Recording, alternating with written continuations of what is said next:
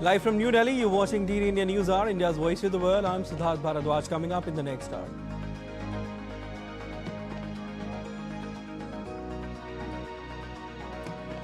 PM Modi becomes first leader to receive Israel's highest parliamentary honor, Speaker of the Knesset medal. Backs Gaza peace plan, says terrorism anywhere threatens peace everywhere.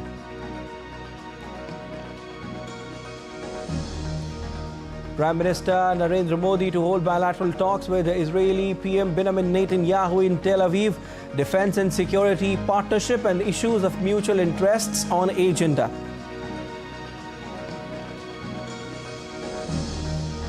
India slams Islamabad at UN Human Rights Council for spreading lies about Jammu and Kashmir. Says development budget of Indian Union territory is bigger than Pakistan's recent IMF bailout package. United States and Iran to hold next round of negotiations in Geneva on Thursday. US Secretary of State says talks to focus on nuclear program. And in sports, defending champions India square off against surprise package Zimbabwe in the must-win Super 8 encounter in Chennai today.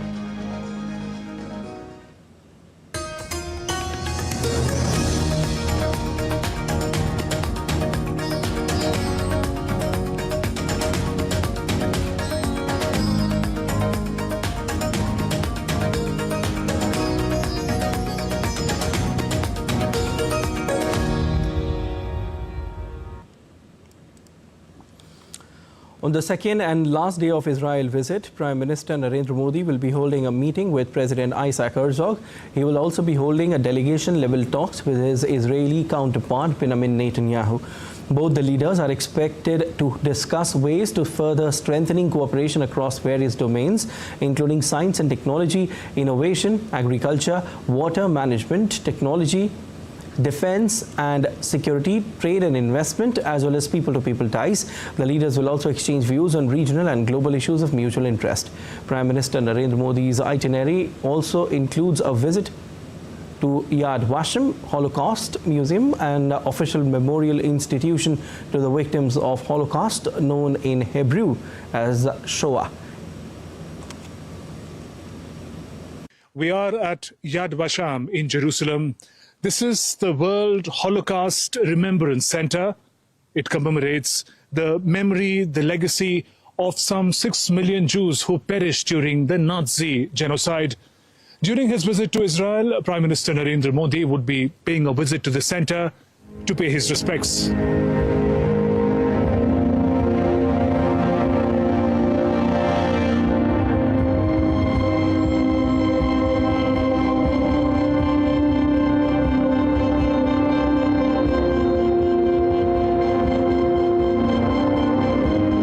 Altman, born 1870, Czechoslovakia, murdered in Auschwitz camp.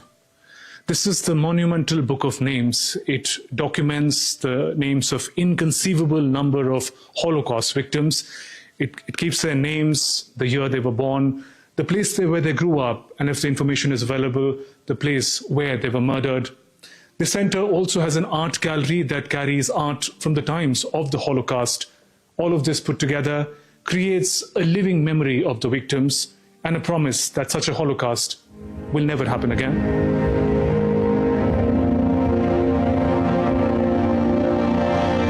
I have with me here Lily Mattis from the United States. She is one of the many people who have memories of their family members being taken during the Nazi Holocaust. Ma'am, if you can share with us, what is your memory and what brings you here? Okay, my grandparents, the Feldmans, and from my mother's side, the Goldsteins, who were killed in the Holocaust, and also aunts and uncles, young people, and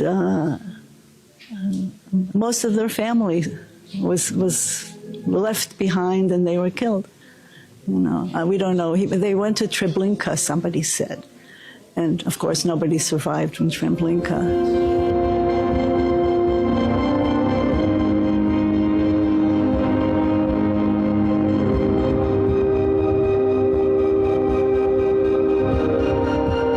say when we don't learn from history, we are bound to repeat it. In that sense, this center has a message for the entire humanity.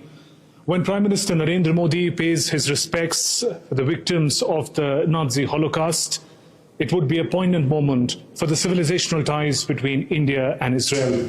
With camera person Jaishankar, Shubhendu Ghosh for DD India in Jerusalem. India and Israel are strategic partners. The expansion of defense and security partnership is in focus during Prime Minister Narendra Modi's visit to Israel. DD India correspondent Shubhendu Ghosh brings us more. On day 2 of his official visit to Israel, Prime Minister Narendra Modi will hold bilateral talks with his Israeli counterpart PM Benjamin Netanyahu. India-Israel defense cooperation remains one of the most robust and strategically vital bilateral partnerships, evolving from arms imports to joint development, co-production and technology sharing. It is driven by shared security concerns, including terrorism. Following the Gaza conflict, Israel is actively executing strategic pivot to Asia to diversify its economic, tech and defense partnerships. Between 2020 and 2024, Israel supplied 13% of India's total arms imports, while India accounted for 34% of Israel's defense exports. An MOU was inked in 2025 to enable sharing of advanced tech and promote co-development and co-production of defense equipments. Israel's expertise in air defense could be an important addition to India's arsenal. I see India and Israel defense tie as a completely partnership shared by a together regional environment. India faces persistent security pressures, but it also had many escalation risks. That is why it invests in tools that create decision time and operational flexibility. Air defense, ISR, drones, counter-drones, precision, and cyber. The Israeli advantage is not only equipment, but the ability to integrate systems and learn quickly under pressure. As India expands its defense infrastructure and indigenous manufacturing capability, Israel continues to be an important partner, especially with its expertise in tech and innovation. Prime Minister Modi's visit to Israel is expected to achieve a new breakthrough in security cooperation. With camera person Anand Kumar, Shubhendu Ghosh for DD India, Jerusalem. And DD India's Shubhendu Ghosh joins us from Jerusalem. Hi Shubhendu, very good morning to you from India. What does the day look like as far as Prime Minister Narendra Modi's engagements are concerned? Shubhendu.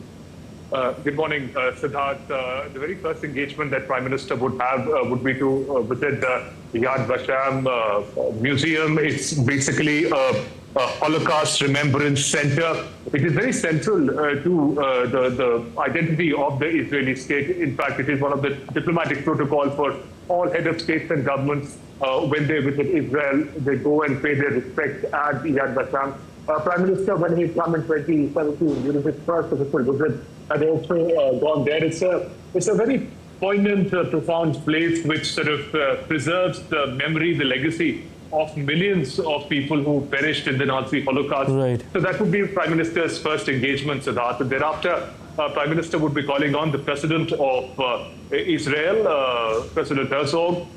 Besides that, the focus, the highlight of the day would, of course, be the bilateral talks between the delegations of Prime Minister Modi and Prime Minister Netanyahu. Most of issues in focus, as we've been telling our viewers, that India and Israel are strategic partners. Right. And they've been strategic partners for past many years, 9 years since that elevation of relationship to strategic partnership. And now the conditions are absolutely appropriate to sort of elevate, take further the partnership in diverse domains. And that is the expectations here. In innovation, science and technology in particular, there is a lot of interest and focus. Last evening, in fact, after delivering that historic address at the Knesset, the Israeli parliament, Prime Minister met a number of Israeli innovators who presented their innovation in the manner in which India and Israel could cooperate, how their innovations could in fact be taken up further in India and benefit the peoples of both the countries.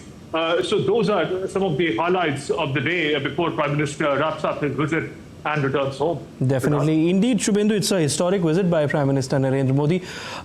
Just talk to us about the overall mood there in Jerusalem. What are people saying and how happy is the diaspora? Shubhendu.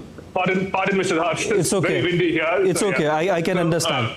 Right. Yeah. So the visit is very, very positive. Also, we saw Prime Minister's Knesset address yesterday, the medal that he was accorded, also the standing ovations that he received, all speak volumes about the manner in which people here in Israel, the leadership here, looks at Prime Minister Narendra Modi's persona. There is a great degree of positivity also amongst the people. There are some 20,000 Indian workers who live and work in Israel. If you look at the Jews of Indian origin who moved to Israel, the number goes up to over 80,000. Right. So that positivity continues to define the relationship, Siddharth, between Israel and India. And this visit of Prime Minister Narendra Modi is seen in that sense, taking forward the very close ties between the countries, the cultural performances, the connectedness that people of India and Israel feel, all of that on display during Prime Minister's visit. Definitely, Shubhendu, and we'll keep taking updates from you throughout the day. Thank you so much. We leave it there right now. Thank you. The Israeli parliament on Wednesday conferred the Speaker of the Knesset medal upon Prime Minister Narendra Modi after his address in the Knesset. This marks the first time the medal has been awarded, making him the inaugural recipient of the highest honor of the Knesset. The medal has been conferred in recognition of PM's exceptional contribution through his personal leadership to strengthen strategic relations between India and Israel. PM Modi now stands out as a rare world leader who has received top honors from both Israel and Palestine. In 2018, he was conferred the Grand Collar of the State of Palestine, the highest Palestinian honor for the foreign leader. Earlier on Wednesday, Prime Minister Narendra Modi got a standing ovation in the Israeli parliament. He became the first Indian Prime Minister to address Knesset. In his address, Prime Minister Narendra Modi condoled the victims of the 7th October 2023 terrorist attack by Hamas. I also carry with me the deepest condolences of the people of India for every life lost and for every family whose world was shattered in the barbaric terrorist attack by Hamas on October 7. We feel your pain. We share your grief. India stands with Israel firmly, with full conviction in this moment and beyond. No cause can justify the murder of civilians. Nothing can justify terrorism. India has also endured the pain of terrorism for a long time. Further, Prime Minister Narendra Modi called for coordinated global action to counter terrorism. He declared terrorism is a global threat that knows no borders. Countering it effectively requires united, coordinated action from the international community. Terrorism aims to destabilize societies, to block development, and to erode trust. Countering terrorism requires sustained and coordinated global action because terror anywhere threatens peace everywhere.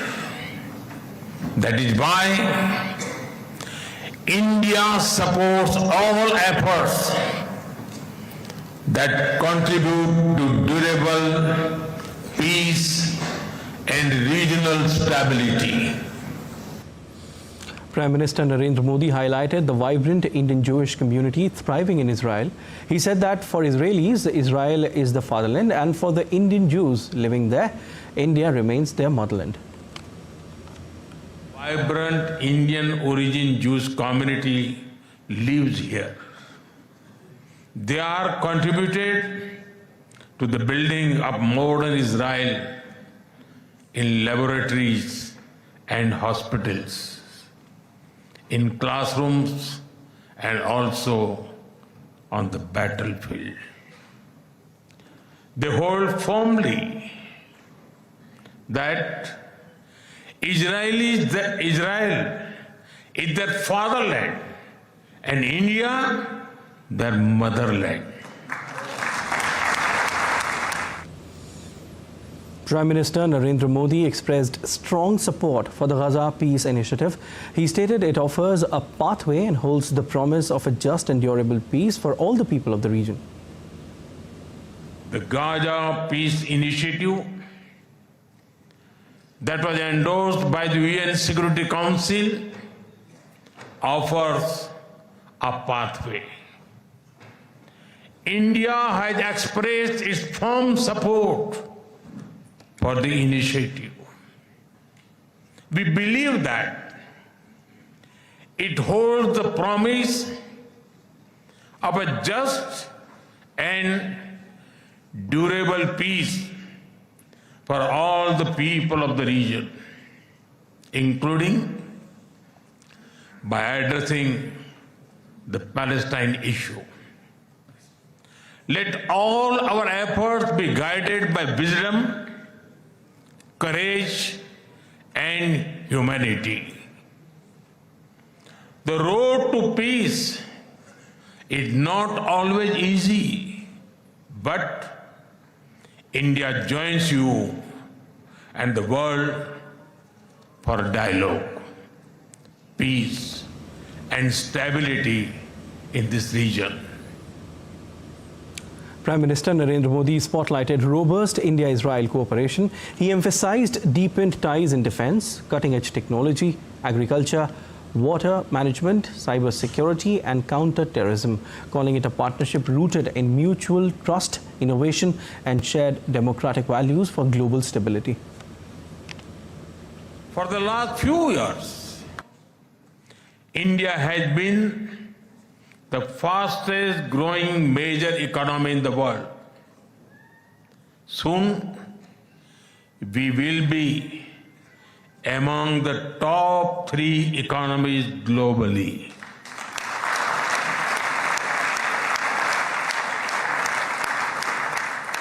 At the same time, Israel is a powerhouse of innovation and technological leadership. This creates a natural foundation for our forward-looking partnership. We are committed to expanding trade, strengthening investment flows, and promoting joint infrastructure development. Prime Minister Narendra Modi joined Israel's Prime Minister Benjamin Netanyahu at the tech exhibition, showcasing how India and Israel can be partners in innovation. The event highlighted Israel's pioneering advancements in artificial intelligence, cyber security, quantum computing, and defense technologies, reinforcing deepening bilateral collaboration in high-tech and strategic sectors amid evolving global challenges. For us, we're very excited about the Prime Minister's visit. We believe that the Indian market is a huge opportunity for autonomous driving, for better safety for road users, and also for humanoid robots to help the Indian nation with its amazing growth journey that we have all seen in the past few years. We see the bridge between Israel and India and the potential to build large-scale manufacturing facilities in India as a phenomenal opportunity to even strengthen the relationship between the countries. We plan to build capacity in India to build production in India, maybe even from India to the rest of the world. We've been working in India for over 30 years around multiple industries, finance, government, education, healthcare, everywhere. A close bond between Prime Minister Narendra Modi and Israeli Prime Minister Benjamin Netanyahu is on full display after Prime Minister's address at Israeli Parliament Knesset. The Israeli PM drove Prime Minister Narendra Modi to the next venue. He also surprised PM Modi by turning up in traditional Indian attire ahead of their joint dinner in Jerusalem. Take a glimpse.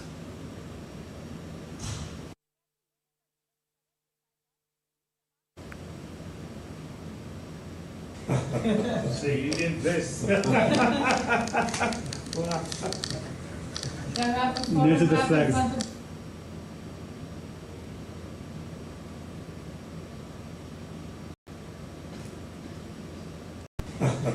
So you did this. These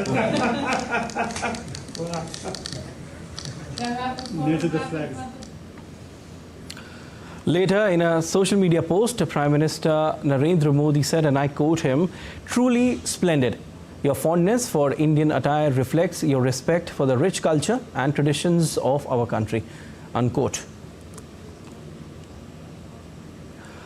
Also, India's External Affairs Minister Dr. S. Jaishankar met Israeli Foreign Minister Gideon Sa'ar and his team in Jerusalem, highlighting their wide-ranging discussions on bilateral cooperation and regional developments.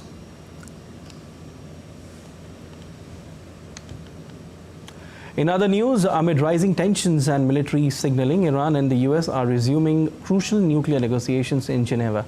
The US demands zero uranium enrichment, a condition Tehran rejects, even as President Donald Trump insists that Iran will never acquire a nuclear weapon. With US naval deployments and Iranian drills near the Strait of Hormuz, the talks carry major implications for regional stability. DD India's Nishchoy Roy reports.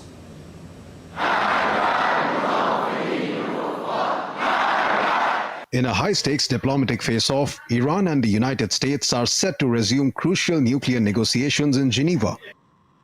Iranian Foreign Minister Abbas Araghchi left for Geneva on Wednesday to lead a third round of talks with the US. US envoys Steve Witkoff and Jared Kushner will meet the Iranian delegation, with Washington demanding zero uranium enrichment and limits on Iran's missile program. US President Donald Trump, in his State of the Union address on Wednesday, once again declared that Iran will never be allowed to build a nuclear weapon, accusing Tehran of pursuing what he called sinister nuclear ambitions. After Midnight Hammer, they were warned to make no future attempts to rebuild their weapons program, and in particular, nuclear weapons, yet they continue starting it all over. We wiped it out and they want to start all over again, and are at this moment again pursuing their sinister ambitions. We are in negotiations with them. They want to make a deal, but we haven't heard those secret words. We will never have a nuclear weapon. But diplomacy is unfolding under the shadow of military signaling. The US has expanded naval deployments in the region, its largest build-up since 2003, while Iran has conducted military drills near the strategic Strait of Hormuz. Iran's Gulf neighbors and Israel increasingly view the risk of conflict as rising. From an international relations perspective, this moment reflects a contest over deterrence credibility, regional influence, and the future architecture of non-proliferation. As negotiations resume in Geneva, the pressing question remains: can diplomacy outpace escalation? Nishchoy Roy, DD India. U.S. Secretary of State Marco Rubio warned on Wednesday that Iran must negotiate on its missile program in fresh round of talks in Geneva. Talking to media on a visit to the small Caribbean nation of St. Kitts and Nevis, Rubio said Iran is trying to achieve intercontinental ballistic missiles. He further said that it would be a big problem if Tehran does not negotiate missiles. The U.S. Secretary of State expressed hope that Thursday's talks in Geneva will be productive and largely focused on nuclear program. Ukraine's President Volodymyr Zelensky on Wednesday said he spoke with United States President Donald Trump ahead of a fresh round of talks on Thursday aimed at ending conflict. Following the telephonic conversation, Zelensky wrote on social media that he had spoken with Trump about ongoing peace negotiations with Russia, which he expects to soon progress into a leaders-level meeting, and that his envoys Steve Witkoff and Jared Kushner were on the call. Zelensky said they expect the meeting to create an opportunity to move talks to the leaders level. This is the only way to resolve all the complex and sensitive issues and finally end the conflict. Zelensky added that the two leaders discussed preparations for upcoming negotiations, including a bilateral meeting in Geneva and a broader trilateral round of talks planned for early March. He also thanked U.S. envoys and praised continued American support, saying air defense missiles supplied by Washington had helped Ukraine endure what he described as one of the country's most difficult winters. U.S. Secretary of State Marco Rubio said on Wednesday that the conflict in Ukraine does not have a military solution, arguing that only negotiations can end the conflict and positioning Washington as the indispensable broker. Rubio made his remarks on the same day that Zelensky said Ukraine anticipates the next round of three-way talks in March. Hong Kong's pro-democracy media tycoon Jimmy Lai won an appeal on Thursday over a 2022 fraud conviction days after a court jailed him on separate national security charges. Hong Kong's Court of Appeal has overturned the conviction and sentence of Jimmy Lai for a fraud offense. He was sentenced in December 2022 to 5 years and 9 months in jail after being found guilty of breaching the lease terms of his Apple Daily newspaper's headquarters. Judges stated in their ruling at the court of first instance that they permitted the appeal filed by Lai and a co-defendant to move forward, finding that the lower court judge had made an error. In a press summary of their judgment, the judges wrote that the Court of Appeal gave them leave to appeal against their conviction and allowed their appeals, quashed the convictions and set aside the sentences. Even with the quashing of the fraud conviction and sentence, Lai will still remain imprisoned for 20 years in a separate national security case over 2 counts of conspiracy to collude with foreign forces and 1 for publishing seditious materials. We are heading for a short break. You stay tuned to DD India.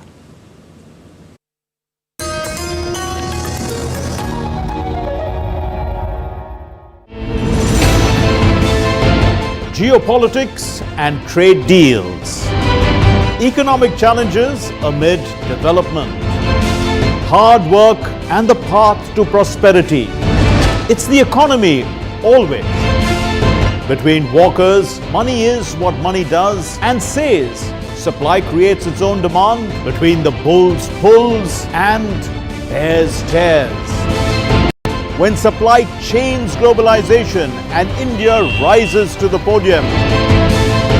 We'll get you centered with the economic brief at 8 p.m. every Thursday on DD India.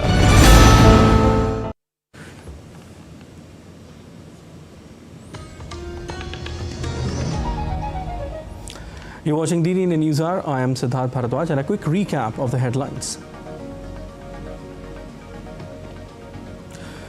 PM Modi becomes first leader to receive Israel's highest parliamentary honor. Speaker of the Knesset medal, backs Gaza peace plan, says terrorism anywhere threatens peace everywhere. Prime Minister Narendra Modi to hold bilateral talks with Israeli PM Benjamin Netanyahu in Tel Aviv. Defense and security partnership and issues of mutual interests on agenda. India slams Islamabad at UN Human Rights Council for spreading lies about Jammu and Kashmir. Says development budget of Indian Union territory is bigger than Pakistan's recent IMF bailout package. United States and Iran to hold next round of negotiations in Geneva on Thursday. US Secretary of State says talks to focus on nuclear program. And in sports, defending champions India square off against Zimbabwe in the must-win Super 8 encounter in Chennai today. Prime Minister Narendra Modi has become the first international leader and politician to attain the 100 million followers milestone on Instagram on Thursday. PM Modi joined Instagram in 2014 and currently has more than twice as many followers as US President Donald Trump. US President Donald Trump holds the second spot with 43.2 million followers. Following him are Presidents Prabowo Subianto of Indonesia with 15 million followers, Brazilian President Lula with 14.4 million followers, Turkish President Erdogan with 11.6 million followers, and Argentine President Javier Milei with 6.4 million followers. PM Modi's account is one of the most engaging digital spaces for world leaders over the last 10 years. India delivered a sharp rebuttal to Pakistan at the 61st session of the United Nations Human Rights Council, which is being held from 23rd of February to 31st of March, accusing Islamabad of spreading propaganda and asserting that Jammu and Kashmir's development trajectory stands in stark contrast to Pakistan's economic troubles. We categorically reject these allegations. The OIC, by parroting Pakistan's propaganda, only reveals how deeply it has allowed itself to be co-opted by one member, reducing itself to an echo chamber for one country's political compulsions. Pakistan's incessant propaganda now reeks of envy. We have no desire to dignify such propaganda, however, will make a few points to dismantle it with facts. Jammu and Kashmir was, is, and will always remain an integral and inalienable part of India. No amount of wishful rhetoric or audacious propaganda by Pakistan can alter the immutable fact that the accession of Jammu and Kashmir to India was completely legal and irrevocable, and in accordance with Indian Independence Act of 1947 and the international law. In fact, the only outstanding dispute regarding this region is the illegal occupation of Indian territories by Pakistan. We call upon Pakistan to vacate these areas which remain under its forcible occupation. It is indeed hard to take lectures on democracy from a country where civilian governments rarely complete their terms. They ring hollow. The record voter turnout in general elections and assembly elections in Jammu and Kashmir is a testimony to the fact that people of Jammu and Kashmir have rejected the ideology of terrorism and violence propagated by Pakistan and are surging ahead on the path of development and democracy. Mr. President, if the Chenab Rail Bridge, the world's highest bridge inaugurated in Jammu and Kashmir last year, is fake, then Pakistan must be hallucinating or living in the La La Land. Or maybe Pakistan finds it unbelievable that the developmental budget of Jammu and Kashmir is more than double the recent bailout package they sought from the IMF. Despite Pakistan's efforts to destabilize the region through relentless state-sponsored terrorism, Jammu and Kashmir continues to surge ahead, politically, economically, and socially. Pakistan would do well if it focuses on fixing its deepening internal crisis than to mask them with grandstanding at such platform. The world can certainly see through its charade. India's External Affairs Minister Dr. S. Jaishankar addressed the 61st session of the UN Human Rights Council virtually, reaffirming India's steadfast commitment to protecting human rights for all. The minister strongly condemned terrorism as a severe violation of human rights and called for zero tolerance globally. We remain firm and uncompromising, Mr. President, in our opposition to terrorism in all forms and manifestations as well. Terrorism is among the most egregious violations of human rights, and there can be no justification, especially when innocent lives are targeted. Confronting terrorism requires collective resolve, and we look at this Council and to the United Nations at large to advocate zero tolerance for terrorist acts. Uttar Pradesh Chief Minister Yogi Adityanath is on a two-day visit to Japan, where he visited the Yamanashi hydrogen facility to explore opportunities to deepen cooperation in advanced green hydrogen technologies, along with transfer and technical support. On Wednesday, Uttar Pradesh Chief Minister Yogi Adityanath met Nishimura Yasutoshi, former Minister of Economy, Trade and Industry. The leaders had a meaningful discussions on strengthening Uttar Pradesh-Japan cooperation with the broader framework of India-Japan relations, with focus on institutional engagement, economic collaboration and greater people-to-people exchanges. Highlighted Uttar Pradesh's rapid economic growth, progressive industrial policies and commitment to providing a conducive ecosystem for global investors, and emphasized Japan's important role in our development journey. Nishimura Yasutoshi appreciated the transformation underway in Uttar Pradesh and expressed his commitment to further advancing UP-Japan ties. During his visit, Chief Minister Yogi Adityanath also met Japan's Foreign Minister Toshimitsu Motegi to discuss trade, technology, investment and strategic collaboration. Talks focused on encouraging Japanese companies to invest in Uttar Pradesh and strengthening partnerships, including with Yamanashi Prefecture.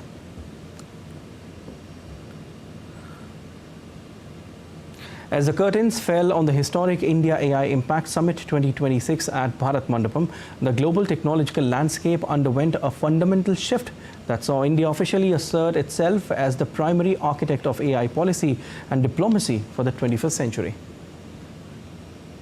The AI Summit, which concluded this week, brought together over 100 nations to endorse New Delhi Declaration on AI Impact, which was a landmark document that moved the global conversation beyond the existential fears of previous years towards a pragmatic, development-first framework designed to bridge the divide between the global north and south. Central to this diplomatic push is a new philosophy known as Manav or human vision. This framework is built on 5 ethical pillars: moral systems, accountable governance, national sovereignty, accessibility, and validity. All of this aims to ensure that technology aligns with diverse cultural values. To translate these high-level ethics into global action, India organized the summit around the 7 chakras of AI diplomacy, which served as thematic working groups to solve the triple challenge of energy efficiency, linguistic inclusion, and equitable computing power. These efforts resulted in the launch of Global AI Impact Commons, a shared repository for healthcare and agricultural models, as well as the Trusted AI Commons for shared safety benchmarks. This strategic shift from simple risk containment to democratic diffusion ensures that India's voice in global forums is now backed by tangible, sovereign AI capabilities. Domestic breakout stars like Sarvam AI have already begun proving this capability by launching foundational models trained on Indian datasets, while the Indian AI mission announced an expansion of compute capacity to over 100,000 GPUs. This frugal innovation model is being pitched to other developing nations as a vital tool to avoid AI colonialism and dependence on a few global tech giants. However, while championing innovation abroad, India is simultaneously tightening ethical guardrails at home through the 2026 IT Rules Amendment. These new regulations mandate clear watermarking of all AI-generated media and establish a rapid 3-hour takedown window for deepfakes to protect the integrity of the digital space. The success of this summit has ultimately cemented India's role as a bridge builder in the polarized world of tech geopolitics, balancing semiconductor diplomacy through the Pax Silica initiative with its leadership of the Global South. Bureau Report, DD India. Air travel is entering a new era. From biometric boarding and predictive air traffic control to improving ticketing systems, artificial intelligence is transforming the way we fly. In India, this shift is being powered by digital public infrastructure, creating one of the world's most seamless airport experiences. DD India's Tanvi Taneja reports.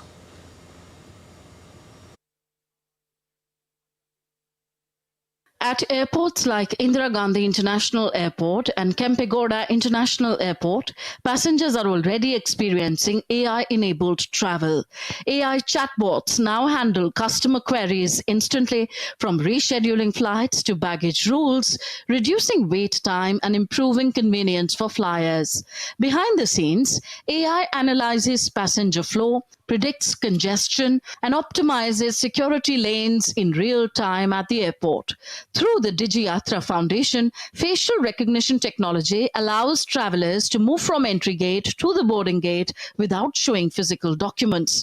Identity is verified digitally, queues hence shrink, and boarding becomes contactless. Yatra has changed the way Indians travel, not only in India, in a global scale itself. It has proven that digital identities and decentralized ecosystems can work. So since the beginning, we have around 20 million downloads of the app, and it has been used more than 80 million times across the 24 airports where it is enabled. Yatra is built on a decentralized model, wherein your data stays only on your phone till, with the consent, you share it with the airport for your travel, and it is purged from the airport also within 24 hours of the flight departure. We are a zero storage, zero database organization. There is no storage. So when it comes to DigiYatra, it's a consent-based ecosystem. So you should not be fearful of DigiYatra. Under India's broader digital public infrastructure ecosystem, anchored by platforms like Aadhaar, Unified Payments Interface, and DigiLocker, aviation is becoming paperless, interoperable, and secure. From digital ID verification to instant QR payments at airport retail counters, DPI enables consent-based data exchange, reducing friction across the entire journey. AI is also reshaping airside operations, from reactive to predictive aircraft maintenance and smarter route optimization to fuel efficiency analytics that cut both costs and carbon emissions. AI is also supporting predictive aircraft maintenance, fuel optimization, and smarter air traffic management, improving safety for all. Not just this, when passengers search for flights online, AI-driven systems analyze browsing behavior, travel history, demand patterns, and price trends to offer personalized recommendations. Airline platforms on their part use machine learning to predict fare fluctuations, suggest optimal booking windows, and provide dynamic pricing options, helping consumers secure better deals. So as India becomes one of the fastest growing aviation markets in the world, technology is ensuring that scale does not compromise safety or efficiency. Globally, seamless travel is an aspiration. In India, it is fast becoming a working model powered by AI and built on public digital rails. For millions of passengers, the future of travel has already taken flight. Tanvi Taneja for DD India. The South Central Railway launched the Rail Parcel app, a mobile application aimed at providing faster, easier and technology-driven parcel delivery services through Indian Railways. The service was officially flagged off in Hyderabad, which will be the first division to roll out the pilot project. It serves as a one-stop solution for booking, digital payments and real-time tracking with automated updates at every stage.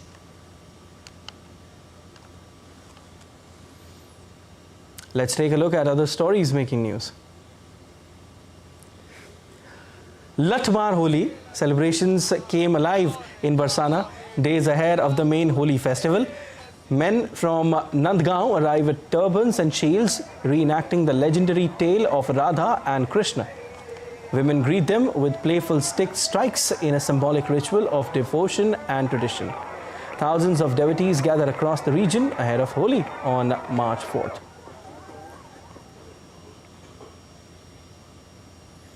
As Holi approaches, markets in Uttar Pradesh's Sambhal are witnessing a sharp rise in the sale of saffron-coloured gulal, reflecting both festive enthusiasm and a shift in consumer preference. Shopkeepers across the town report brisk business as customers begin stocking up well ahead of the festival. Indian Railways has made elaborate arrangements to facilitate smooth, safe and comfortable travel for passengers during the upcoming Holi festival. To manage the anticipated surge in passenger traffic, 1,244 Holi special train trips will be operated across various railway zones for the Holi period from February 25th to March 18. The number may increase up to 1,500 if more demand is observed. And we are heading for a short break. You stay tuned to DD India.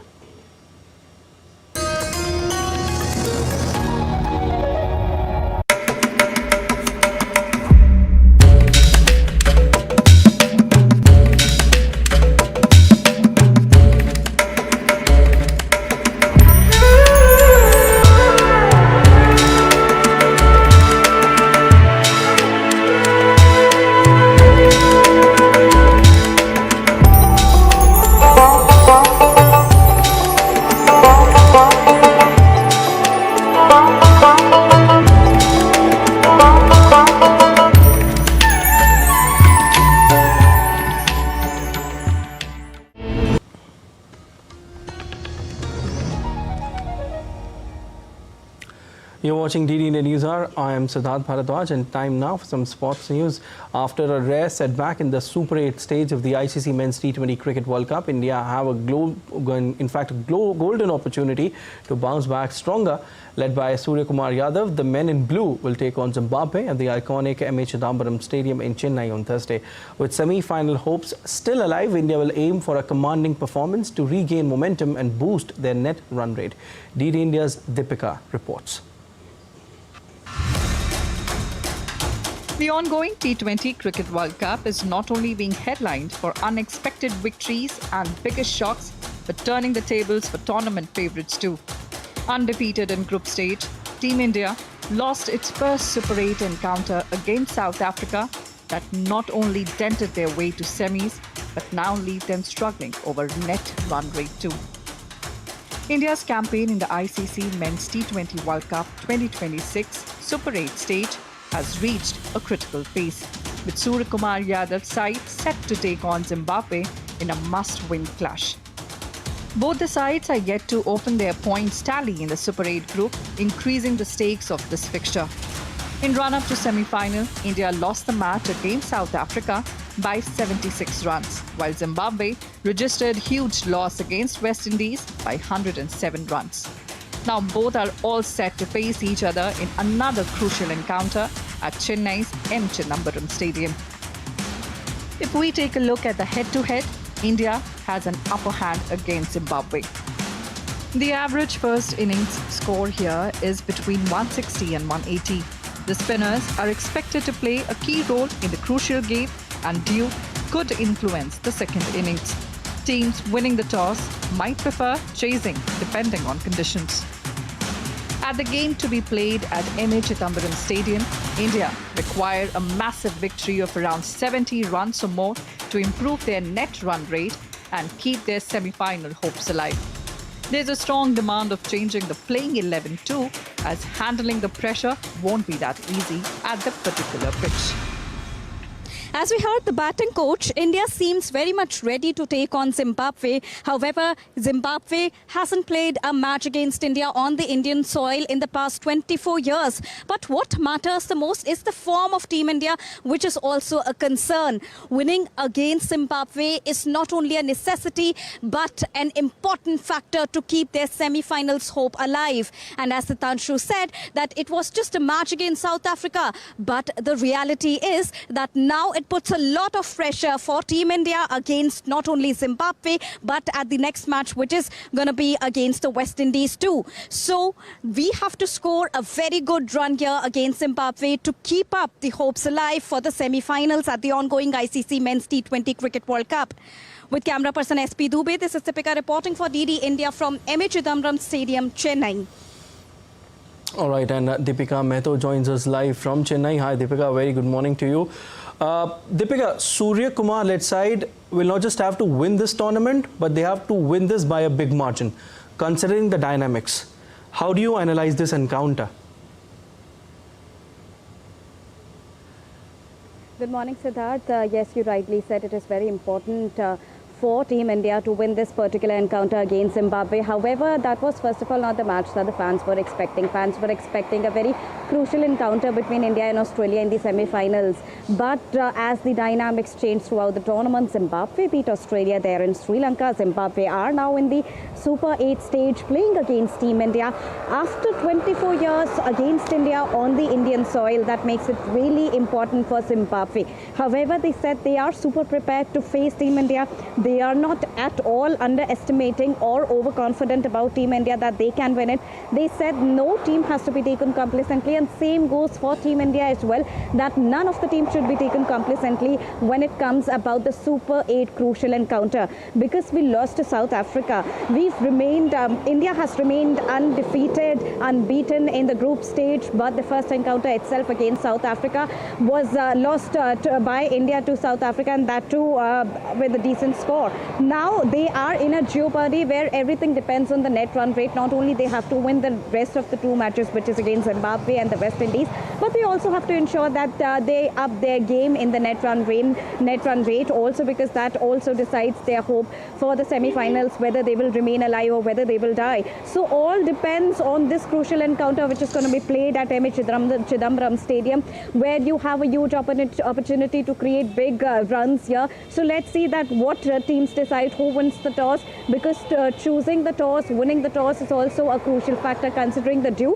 However, there are reports that certain chemicals have been sprayed on the pitch that will and on the ground that will keep the dew factor away. But this is nature's thing, and remains to be seen how successful those chemicals will be, because dew is also an important factor that is going to decide the toss result as well, Siddharth. Oh, definitely. Deepika will keep taking updates from you throughout the day, and we certainly hope that Team India comes out with flying colours from this one, as they have one more to go if they want to reach the semi-final. But we leave it there. Thank you so much. In another match, the West Indies big hitters will face a stern test from South Africa when the two unbeaten teams lock horns in a Super 8 clash of the T20 World Cup in Ahmedabad today. South Africa come into the contest after a commanding 76-run win over India, while the West Indies hammered Zimbabwe by 107 runs in their previous outing to underline their batting firepower. West Indies lineup packed with power hitters has shown the ability to take the game away in a matter of overs. However, they will now be up against a balanced South African bowling attack comprising Marco Jansen, Keshav Maharaj and Kagiso Rabada, whose pace variations have foxed the best of batters in the tournament. South Africa's batting too has done the job consistently. David Miller remains the crisis man. The encounter assumes significance as the winner will tighten its grip on a semi-final spot. New Zealand knocked co-hosts Sri Lanka out of the T20 World Cup with 61-run win in Colombo that boosted their semi-final hopes. New Zealand recovered from a mini collapse to reach 168 runs for the loss of 7 wickets. They had slumped to 84 runs for the loss of 6 wickets in the space of 6 deliveries. But an 84-run stand off just 47 deliveries for the 7th wicket between Cole McConchie and Mitchell Santner enabled them to set a tricky target on turning pitch. Sri Lanka were never in the chase after Matt Henry dismissed their leading batsman Nisanka with the first ball of the innings. They limped 207 runs for the loss of 8 wickets. A win for New Zealand against England on Friday would see them top the Super 8 group and qualify for the semi-finals along with Harry Brook's side. Sujit Kalkal opened India's medal account at the Mohamed Malo Wrestling Tournament in Albania with a gold in the men's 65 kilograms freestyle category. Sujit topped the podium with 4 straight wins on technical superiority in Tirana city. He beat Azerbaijan's Rashid 10-0 in the final after a win over USA's Joseph McKenna in the semis. It was his 2nd straight gold medal in the 2026 United World Wrestling Ranking Series following his victory in Croatia earlier this month. India sent a 48-member team for the tournament with 16 wrestlers each competing in the men's freestyle, the women's divisions and the Greco-Roman category. That's all for this edition of DD India News Hour, but let us know your thoughts on the news of the day. For those on the go, you can get all the latest news and updates from India and across the world on DD India mobile app. The app is available on both Android and iOS platforms, and you can scan the QR code on the screen to download now. We'll be back with more news as it breaks here on DD India. I'm Siddharth Bharadwaj from all of us here in Delhi. Thanks for watching DD India News Hour.